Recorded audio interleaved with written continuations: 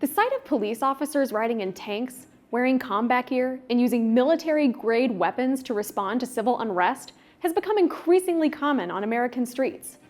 Watching some of the news footage from Ferguson or Baltimore, you'd think you were looking at soldiers in a war zone rather than police protecting a community.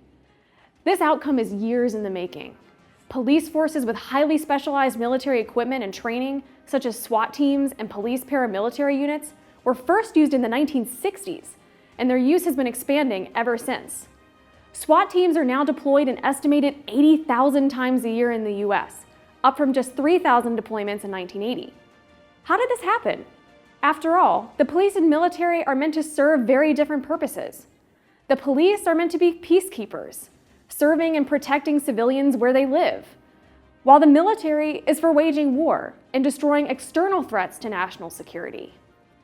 Yet some police units are behaving as if their mission is to fight enemy combatants rather than stop civilian crime. One major reason for this shift is the boomerang effect. When the government develops personnel, tactics, and weapons to deploy in foreign wars, it's likely those same assets will reappear in some form back home. And that's what we've seen happen when it comes to the militarization of police. The first SWAT team was founded by a Marine named John Nelson, a Vietnam War veteran who became an officer with the Los Angeles Police Department when he returned home in the 1960s. In Vietnam, Nelson had been a part of an elite force recon unit, renowned for their advanced training, high kill rates, and operations behind enemy lines. When the LAPD was looking for a new way to control large crowds after the Watts riots of 1965, Nelson saw an opportunity to use his military training. He suggested developing a squad within the police department of highly trained police officers with special weapons to respond to such events. This idea was supported by a senior police official, Daryl Gates, himself a veteran of World War II. They formed the first SWAT unit with 60 of the LAPD's top marksmen, who all had prior military experience, and gave them further training in guerrilla warfare tactics that Nelson had learned in Vietnam. Personnel who had been trained as instruments of war were now prepared to use those same tactics and mindset against American civilians. By 1971, the SWAT team was made a permanent fixture of the LAPD, and soon the concept was being copied by police agencies throughout the country. So the boomerang effect helps explain the invention of militarized police units in the first place, but it doesn't stop there. Military thinking crept into other major domestic policy arenas through the war on drugs and the war on terror. Though both of these conflicts involved foreign enemies, such as international drug cartels and terrorist organizations, these wars are also being waged on civilian drug dealers and homegrown terror threats. This means huge amounts of federal dollars have gone to local police departments to wage these wars in their own communities. For example, SWAT teams are routinely used for no-knock drug raids, where heavily armed officers wearing body armor burst into civilian homes to try to catch suspects before they can destroy evidence.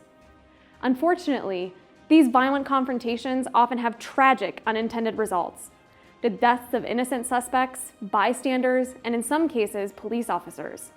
The use of overwhelming force to apprehend nonviolent criminals is a far cry from traditional community policing. The boomerang effect has also enabled the spread of militarized police units through hardware. Congress has passed laws which allow police departments to receive surplus military equipment from the Department of Defense. Under one program, Program 1033, some $500 million in military equipment was transferred to state and local law enforcement in 2011 alone. Other programs from the DoD and Department of Homeland Security provide additional avenues for police departments to obtain weapons. Under these laws, even small cities and towns began acquiring armored vehicles, weapons, surveillance gear, and more, under the rationale that such gear was needed to combat terror threats or to go after drug cartels. So now some police forces don't just have the mentality and tactics of a militarized police force, they have the equipment as well. Today, there's a growing awareness about the issue of militarized police and some public outcry against it. But it's unclear whether this will be enough to stop the further spread of such tactics. Continued reform is needed. Repealing or significantly changing initiatives like the 1033 program may be one option. Importantly, more people need to recognize the unexpected ways that foreign intervention can impact life back home.